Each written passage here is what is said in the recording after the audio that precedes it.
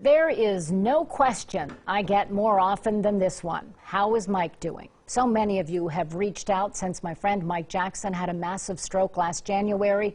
So we wanted you to hear how Mike is doing from Mike. It's a challenge, but one day after I had my stroke, the neurologist said your recovery is going to be a marathon, not a sprint. Mike Jackson is in the toughest race of his life. 1, 2, 3. Every laborious step an uphill grind.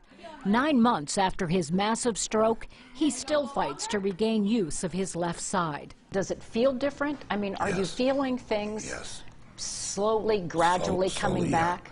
And it's like a simple thing like walking that we all take for granted. There's a sequence in walking which I never realized before. He is learning to move And step up with the right.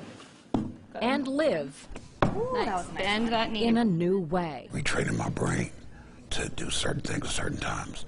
We take all this stuff for granted. The brain is the main computer of the body. And so it's not just the physical rehabilitation, but also the neuro, trying to get it all reconnected again. But as we can see, a lot of people impacted by the events this afternoon. He's trying to reconnect those parts of his brain that make him the anchor, father, grandfather, husband, friend, born storyteller we all know so well. In the hours after the stroke, he woke up to a body he could not control, in a room he did not recognize, with medications he never needed before. The first thing I did was, I think most people do this, you go through, you feel sorry for yourself. And I stopped that after the first day when I could see someone who had it worse, like one was paralyzed from the neck down. And although I'm having treatment on my vocal cords, some people lose the ability to speak with my type of stroke. I've never lost that. And people lose their sense of humor. I haven't lost that. He has not lost that, teasing me about my never gray hair. Hair color will be the same too. Yeah, it's never going to be gray, Mike. As long as you have a purse and a checkbook, right? That's right. You know me so well. And I know him pretty well, too. He will continue his unflinching fight. He is strong-willed and mindful of his blessings.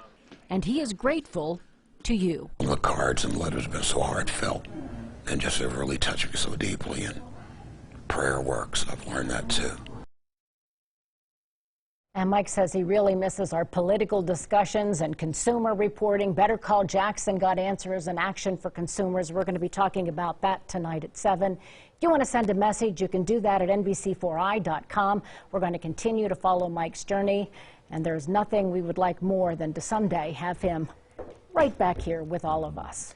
We all know from working with Mike every day that he is a funny guy, but so it's great to see he still has that sense of humor. And you know, he told me with his type of stroke, and Jared probably knows more about this, the different types of stroke, but with his type, you very often lose that sense of humor. He never lost that.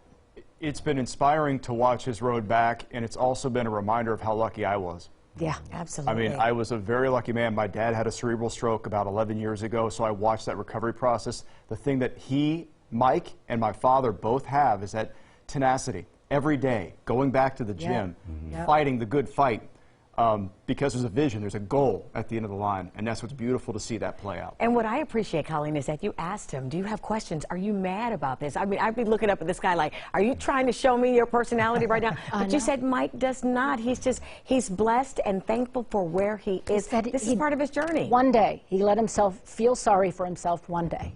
But you see it when you go there, you've seen like how much, I mean, you think about for 60 years plus, he's been, you know, things that he mentions, take it for granted, like walking and having to work so difficult to get back into that again. Yes. And it's amazing. And the sense of humor thing, I got to tell you guys, I laugh a lot of times because when I say something stupid on air, I get a text message within seconds from Mike Jackson telling me about it. Or if my Boilermakers play bad, he's telling me about it all the time. Yeah. Wow. And he really, really does appreciate hearing from all of you.